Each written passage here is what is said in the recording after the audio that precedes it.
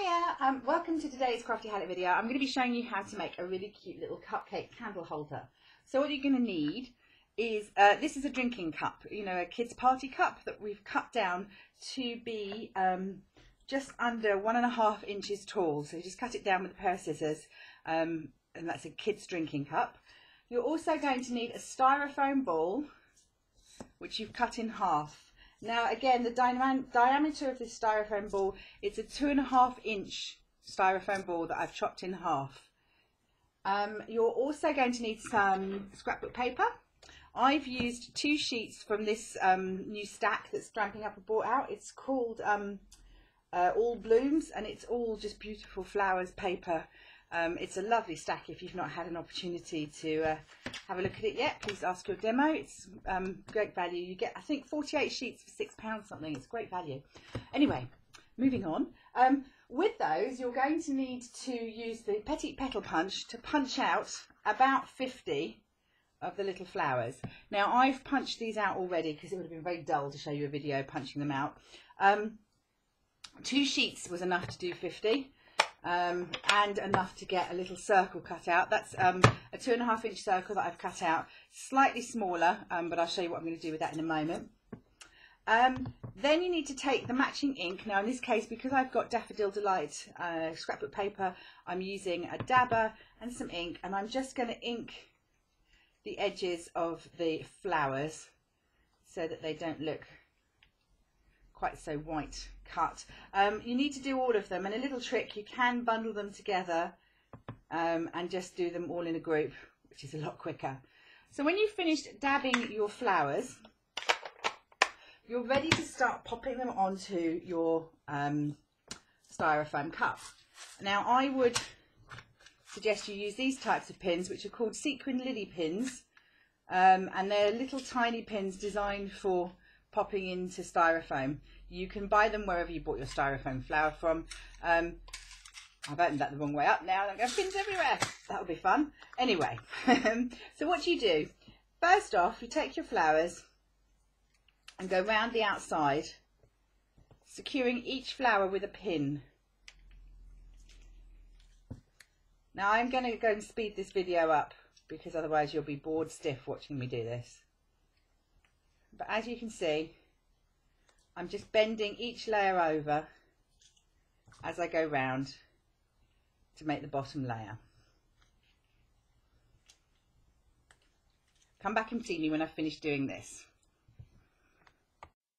Welcome back. Now you can see that I have attached flowers with pins all the way around the outside. Next step is to take some matching washi tape or contrasting washi tape and just secure in a crisscross pattern the edges across. This will help you to stick the flower, the circle on, but it also makes a nice clean neat edge, and it just holds everything together, because otherwise it can come apart from the foam. So luckily I have matching washi tape, but again you can use a different colour of washi tape.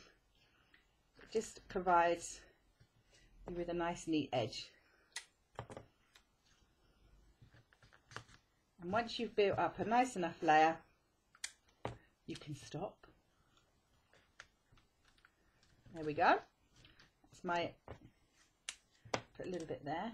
It's quite difficult doing it upside down, but you'll get there in the end. And then this is the circle that goes on the bottom. And I'm just going to use some of this new glue from Stampin' Up. It's called Fast Fuse. It's quite a strong glue. It comes in a dispenser gun, a bit like the snail, but it's much stronger. And as you can see, that has stuck that piece of card down quite nicely to my styrofoam. The next step is to completely cover this dome in flowers, which again I'm not going to show you because you'll get very bored, but the trick is to start here in the middle and work your way out. As you do put each flower in, just give them a little puff up. That's a technical term, puff up, because it helps make them look more like flowers. Now you can do this before you put them on, it's easier, and then just pop the pin in the center of the flower like this. There you go, and you're just going to keep going until you've completed the whole of the flower. And welcome back, and here you can see I've now covered the entire surface with the little flowers, and the flowers are all gone. So the next step is to pop that to one side, and we're going to set around decorating the base now to look like a cupcake. Inside the little pot, you can decorate if you want to. I'm just going to put a candle. I've got a really nice big yellow candle that I've put a little bit of green washi tape around it, and I'm just going to pop it inside the cup because it just fits in there quite nicely. And I'm now going to get a strip of paper which is 1 3/4 inches by 12 inches, and it's green to make the base. Oh, I've just dropped my scoreboard, bear with me. There we go. So now you need your Simply Scored tool or any other scoreboard, and I'm going to place it at the top, and you basically need to be scoring every quarter of an inch. So just go along and score at every quarter, and as you do, you'll find that it starts to curl up, which is good, which is what you want.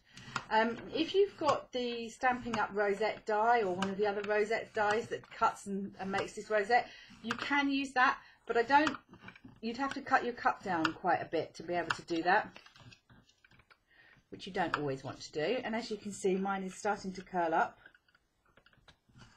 but you just keep on going at every quarter of an inch. I think this is where being left-handed helps, because it means I can hold the paper down as I go. If you're right-handed, start the other end perhaps. I think one of these rare occasions where being left-handed is actually a benefit rather than a hindrance. And you just keep going every quarter of an inch until you get to the end. You can then pop your scoreboard away because you don't need it anymore. And the trick now is to bend these back and forth on each other in a concertina fashion. You don't want to push too hard because you don't want to score these lines into perfect scores. You just want to be able to twist and turn the paper. Now, because this is really good scrapbook paper, it's the one from Stampin' Up, it doesn't crack or bend, but if you do find it's starting to crack a little bit, just be a little bit more gentle with it, but there is a trick, and I'll show you it in a minute, on what you can do, and this is the right point to do it at. And as you can see, I'm just folding back and forth on each other like making fans when you were a kid. Do you remember making those?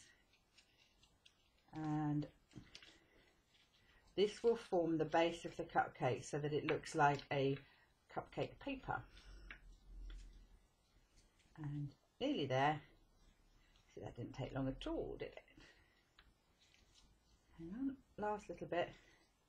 Always gets fiddly on the last little bit.